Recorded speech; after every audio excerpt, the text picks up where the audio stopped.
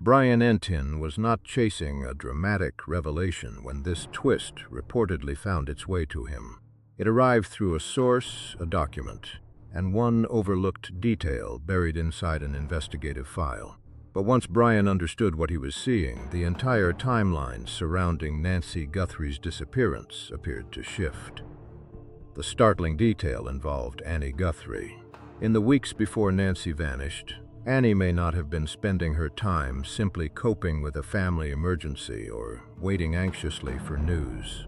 According to the information Brian received, she had become absorbed in a private investigation of her own. It was a quiet obsession that unfolded away from cameras and public attention. Friends apparently knew nothing about it. Investigators were unaware of it. Even people who believed they understood Annie's daily life had no idea how much time she was dedicating to a subject she was determined to uncover. Her research reportedly involved late-night computer activity, repeated visits to a library, deleted browser histories, and a handwritten notebook kept separate from her ordinary belongings. None of this was visible to the people closest to her. Brian Entin did not learn about it until a source showed him what investigators had recovered from Annie's devices, what had been written in the notebook, and how extensive the material had become. While the public assumed Annie was waiting for answers, the evidence suggested she may have been pursuing answers herself. Once investigators began piecing together what she had been researching, the weeks before Nancy's disappearance took on an entirely different appearance.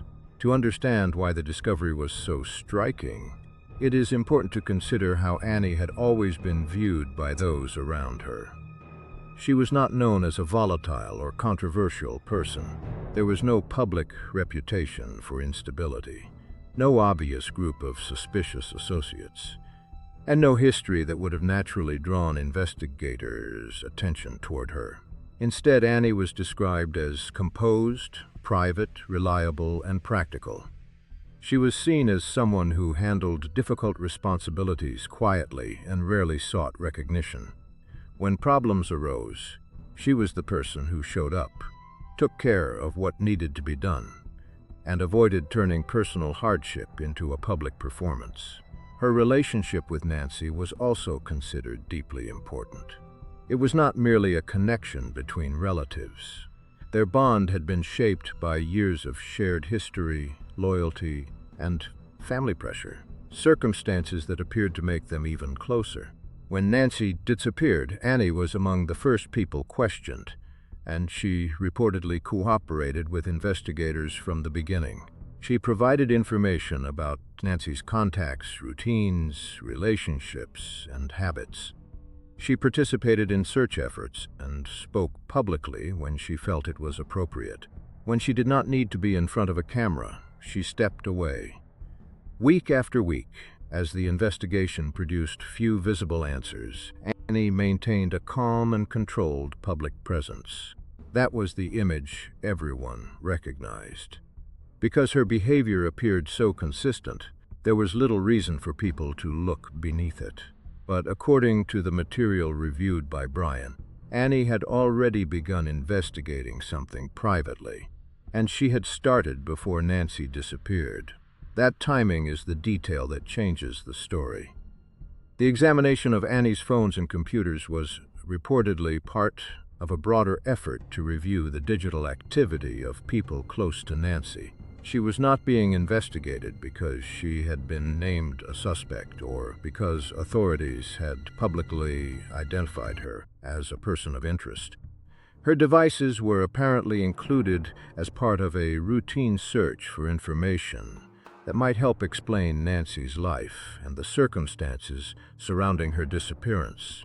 Instead, investigators noticed a pattern in Annie's activity. Digital behavior often reflects a person's routine. Over time, it can reveal when someone is working, sleeping, traveling, or spending long periods awake. Annie's activity reportedly stood out because much of it was taking place overnight, not just on one or two occasions, but repeatedly over several weeks. There could have been innocent explanations. She might have been struggling with sleep, dealing with stress, or spending restless nights because of personal concerns. But the nature of the searches reportedly made the activity more difficult to dismiss. The searches were not scattered or casual. They appeared organized, sequential, and connected, as if Annie had been following a plan. Then investigators encountered the deleted material. Significant portions of Annie's browsing history had apparently been removed, but the deletions were not described as a single, complete clearing of the device. Certain date ranges had disappeared while others remained. Specific sessions were missing, yet surrounding activity was still available. That kind of selective removal suggested that Annie may have known exactly which records she wanted gone. She had not erased every trace, and that may have helped investigators reconstruct portions of what had been deleted. Still, the pattern reportedly indicated that she understood her browsing history, could reveal where she had been looking and what she had been trying to learn. The phone records added another layer. Annie had reportedly made calls at unusual hours to several numbers that did not appear in her regular contacts. One number was especially notable because it was prepaid and had no registered owner connected to it. Annie allegedly contacted that number several times over a 2-week period, with each call lasting less than 3 minutes. The calls were brief enough to resemble quick exchanges rather than ordinary conversations. There were no long discussions or extended conversations recorded in the available material. Instead, the pattern suggested someone reaching out for information, confirmation, or instructions without formally saving the person's identity in her phone. Her library visits were equally unusual. Records and security footage reportedly showed Annie visiting the library 4 times over a period of about 3 weeks. Before that, she had not been there in years. She was not simply browsing shelves or spending an afternoon reading. She requested specific public records, archived newspapers, and collections of court documents. That type of research usually begins with a particular question. It suggests that someone already knows what dates, names, or subjects they need to locate. It can also provide a way to examine older material without creating the same digital trail that would appear through online searches conducted from home. Investigators also discovered a notebook in a desk drawer at Annie's residence. It was not hidden in an elaborate location, which only made the discovery more difficult to interpret. Perhaps Annie believed the notebook would appear ordinary if someone found it. Perhaps she intended to move it later, or perhaps she never had the opportunity. The pages reportedly contained tightly written dates, names, abbreviations, addresses, arrows, question marks, and circled entries. It did not resemble a personal diary or a collection of random thoughts. It looked more like a working file, assembled by someone who was tracing connections and recording information as it emerged. The subject of Annie's research made the notebook even more significant. One of the earliest threads involved property records.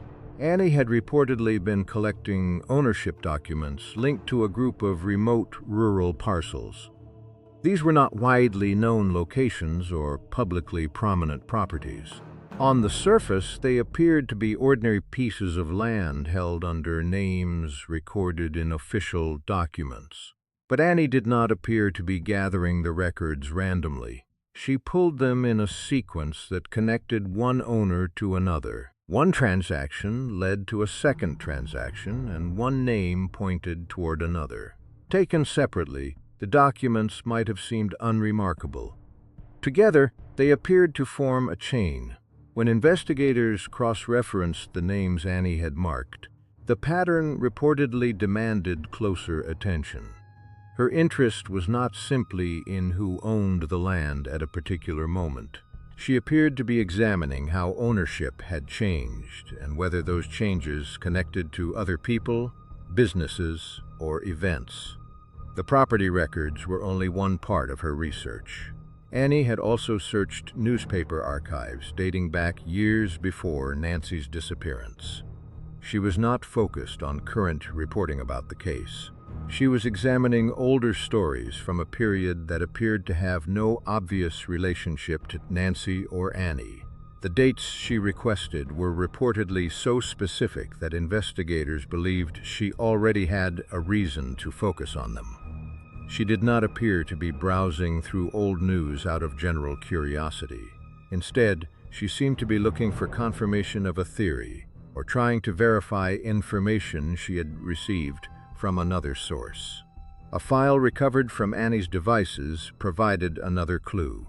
It contained a series of GPS coordinates, arranged in a way that suggested they had been copied from another source rather than created independently. Investigators reportedly checked each location and found that many were remote, off-road areas that would not normally appear in an ordinary person's navigation history. Several coordinates aligned with properties Annie had already been tracing through ownership records. Others matched locations that had briefly appeared during the first stages of Nancy's disappearance, before fading from public discussion. That overlap was difficult to explain as coincidence. Annie appeared to have been mapping a network before Nancy vanished. The locations she collected intersected with details that later became relevant to the disappearance. If the research and the case were unrelated, the overlap would be difficult to understand. If they were connected, the coordinates could represent one of the clearest signs that Annie knew something before anyone else realized it mattered. Then investigators found a recurring name. It was not Nancy's name and was not someone immediately recognizable from the public investigation. The name appeared repeatedly in Annie's notebook, sometimes circled, sometimes underlined, and often connected to different dates or locations. When investigators examined it, they reportedly found links to one of the property chains, to one of the archived newspaper dates, and to financial records Annie had collected. The name appeared to be one of the central points tying together much of her research. The financial records were extensive. Annie had reportedly accessed court filings, civil litigation documents, bankruptcy records, and other administrative records that most people would never think to search. She appeared to know where those materials were stored and how to locate them. She printed documents linked to the recurring name and annotated them by hand. Figures were circled, entries were connected with lines, and notes appeared in the margins.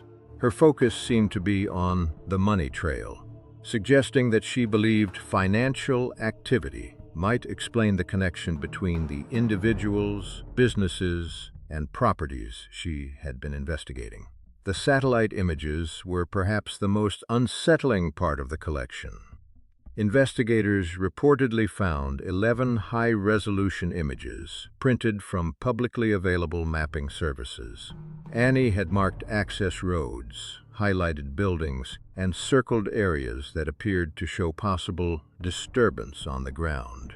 Using open-source mapping tools, she had created what looked like a remote survey of the locations connected to her research. The images corresponded with the GPS coordinates, the property records, the financial documents, and the name that appeared repeatedly in her notebook.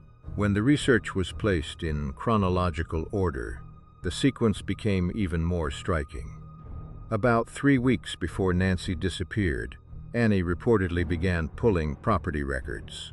The first ownership trail led to a parcel approximately 40 miles from the search areas authorities would later establish. She then cross-referenced the owner's name with court filings and reportedly found a connection to an old financial dispute involving a company that had dissolved years earlier. That was apparently the first moment the recurring name appeared in her notebook. The following day, Annie visited the library and requested newspaper editions connected to an older local story. The article itself had no obvious public link to Nancy or Annie, but the specificity of the dates suggested that Annie already knew where to look. She may have discovered the story through earlier research, or she may have been directed toward it by someone else. In the early morning hours that followed, the GPS file was created. Metadata reportedly placed the activities somewhere between 2 and 3 o'clock in the morning. Annie appeared to have stayed awake compiling coordinates from sources that investigators have not publicly identified. By then, her research had moved beyond collecting names and documents. She was mapping locations. The next day, she printed the satellite images and began marking them by hand. Later that afternoon, phone records reportedly showed Annie driving toward one of the areas she had mapped. There is no confirmed record that she stopped at the destination. However, her route reportedly took her in that direction. The following day, she spent hours searching public court databases and connecting the owner of one property to a second name that had not previously appeared in her notebook. That second name was eventually added to the page, circled and connected to the first. Later that evening, Annie made another short call to the prepaid number. The call reportedly lasted about 90 seconds. She did not make any notebook entries that day, leading investigators to wonder whether the information exchanged during the call remained in her memory, rather than being written down. The following Monday, her digital activity reportedly dropped sharply. There were no significant searches, no obvious file transfers, and no new library visit. For approximately 3 days, the research appeared to stop. Then Nancy Guthrie disappeared. The timing creates a series of unsettling questions. Annie had apparently completed a significant portion of her research before Nancy vanished. The names, addresses, coordinates, property records, financial documents, and satellite images were already in place. Did Annie know that something was about to happen? Had she come close to uncovering an answer but failed to act before it was too late? Or did her investigation somehow trigger events she never expected? At this point, none of those possibilities has been confirmed. Other physical details have also drawn attention. Investigators reportedly found a gas receipt in Annie's vehicle from the Thursday 1 week before Nancy disappeared. That was reportedly the same day Annie drove toward one of the locations shown in her research. The gas station was approximately 50 minutes from Annie's home and sat along the route to a place she had already studied using satellite images. There were no notebook entries explaining the trip. All investigators had was the receipt, the time, and the possibility that Annie traveled there and returned without recording what she may have seen. Then there is page 19 of the notebook. Unlike most of the surrounding pages, page 19 contained very little writing. It reportedly included a date, an address, a time, and one additional word that investigators have not publicly released. The date was the same day Nancy disappeared. The time was in the early morning, and the address had not appeared elsewhere in Annie's research. Investigators reportedly went to that location, and Brian later confirmed through a source that what they found led to a separate investigative thread. That discovery was important enough to stand apart from the rest of the case. Yet the public still does not know what was found there or how it connects to Nancy's disappearance. There was also a separate phone call placed 11 days before Nancy vanished. This time, Annie reportedly called a business number linked to a company that had officially dissolved 2 years earlier. The call lasted approximately 1 minute and 40 seconds. Investigators tracked down people associated with the company, but no one reportedly admitted to receiving the call. That unanswered contact became another loose thread connecting Annie's activity to a business that no longer officially existed. A partially recovered email added still more questions. Forensic examinations reportedly showed that Annie had drafted and deleted a message during a single session. Only part of the recipient address could be recovered, but the domain fragment appeared to correspond with an entity connected to the financial records she had been studying. That suggested Annie may have attempted to contact someone directly within the network she was researching. The content of the message has not been recovered, leaving investigators without a clear explanation of what she intended to say. The storage unit discovered later provided perhaps the biggest change to the timeline. It was located away from Annie's home and had been registered under another name, although investigators eventually connected it back to her. Inside, they reportedly found a second archive containing printed records and an earlier notebook. That material pushed Annie's research back by months. She had apparently been studying these connections far longer than anyone initially realized. Keeping the information away from her home also raises questions. It could indicate that Annie was worried about someone finding it. It could suggest she wanted a backup location for the material, or it may simply have been a practical way to store documents she had accumulated. Whatever the reason, the off-site archive gave investigators a much broader view of what she had been doing. Brian Entin continued, following the story through sources who were willing to speak privately, even when officials declined to confirm the details publicly. One former neighbor reportedly told him that Annie's daily routine had changed in the months before Nancy vanished. Lights remained on at her home late into the night.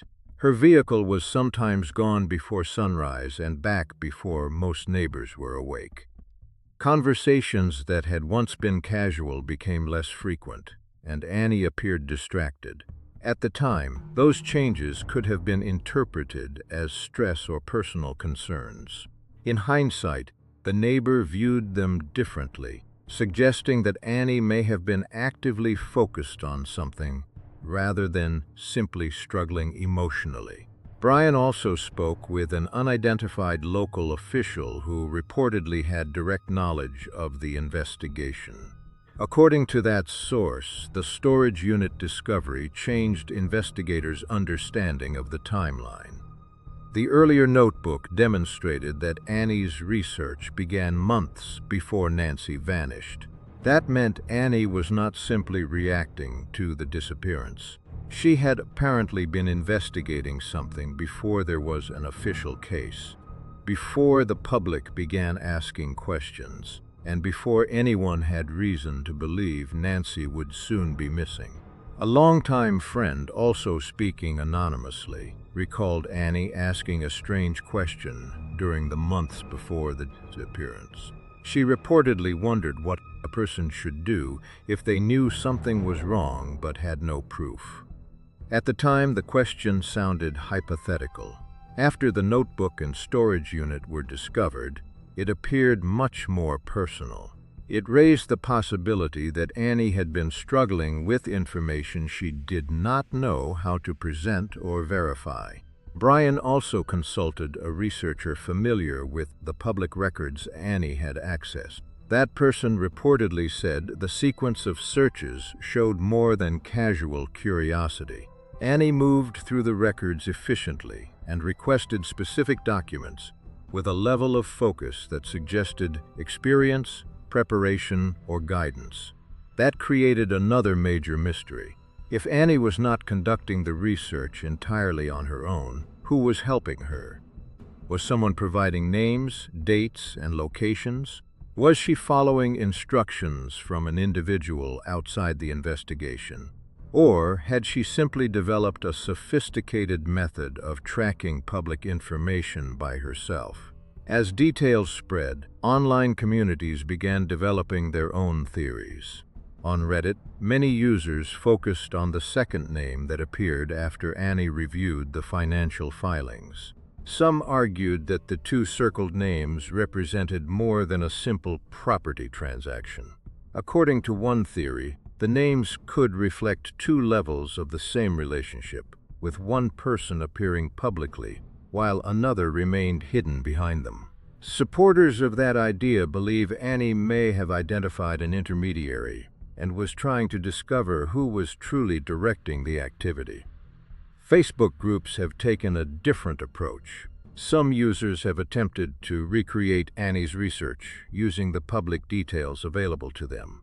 One group claims to have identified the cluster of properties Annie was following and has shared aerial images that members believe show more activity than official records would suggest.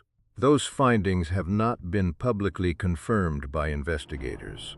They remain part of the online discussion rather than established evidence. YouTube commentators have largely focused on the storage unit and the earlier notebook. Several popular videos argue that the notebook transforms the story because it indicates Annie had been collecting information before anyone else understood its significance. One frequently repeated question is not what Annie was researching, but who first pointed her in that direction. If the research began months before Nancy disappeared, then something must have started Annie's interest. Local rumors have added yet another unverified claim. According to people discussing the case in the area, Annie may have met with someone from outside the region in the weeks leading up to Nancy's disappearance. Brian Entin has not confirmed that report, although he has also not entirely ruled it out.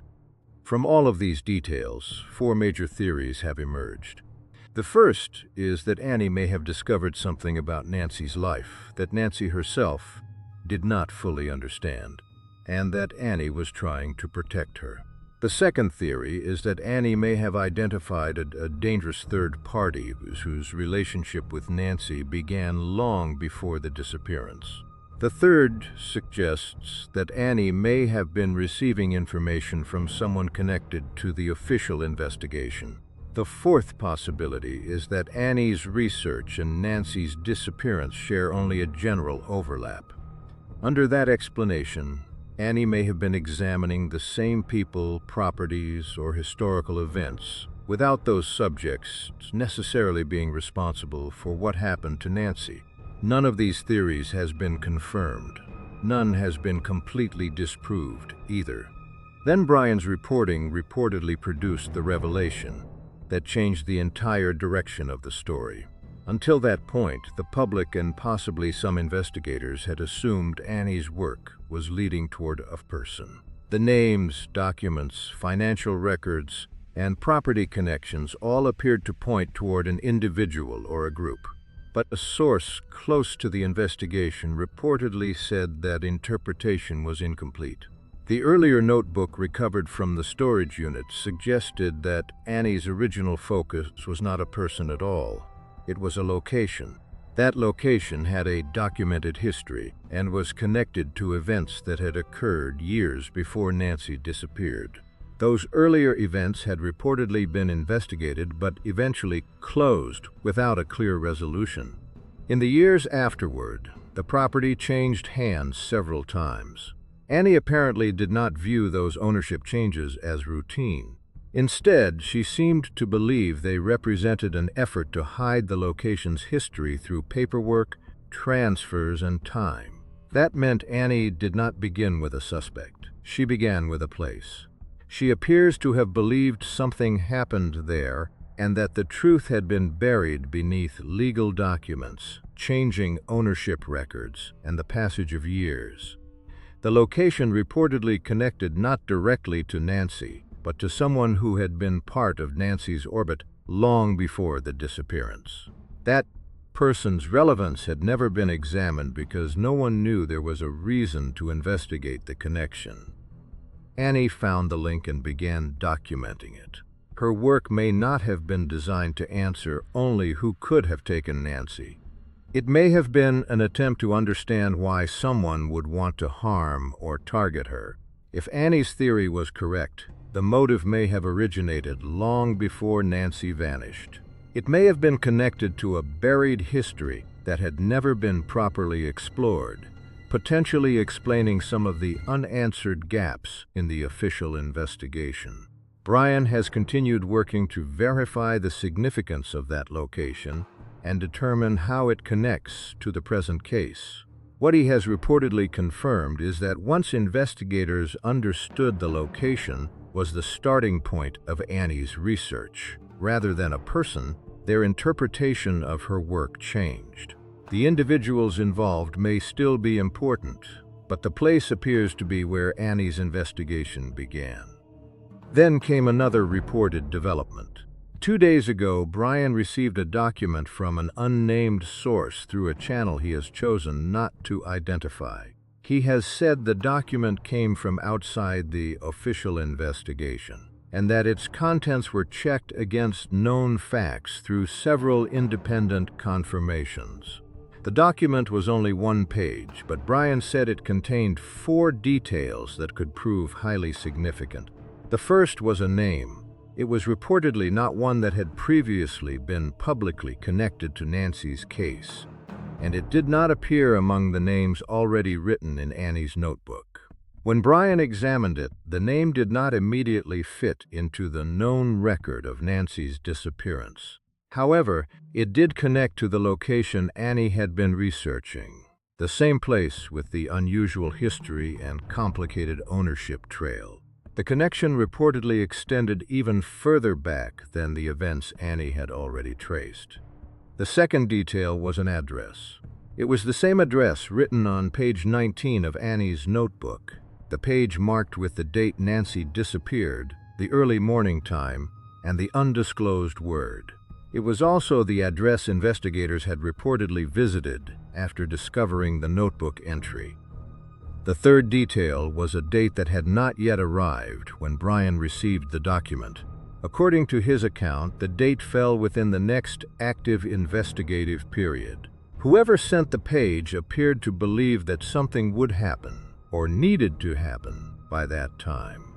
The fourth detail was a photograph. Brian has reportedly avoided describing the image in full, saying only that it shows a location familiar to people who have followed the case closely.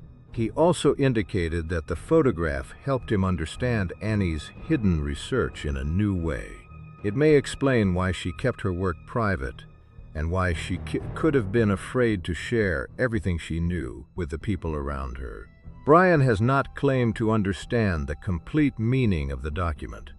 He has not identified where the investigation will lead next, but he has said one thing with confidence. Annie Guthrie found something real.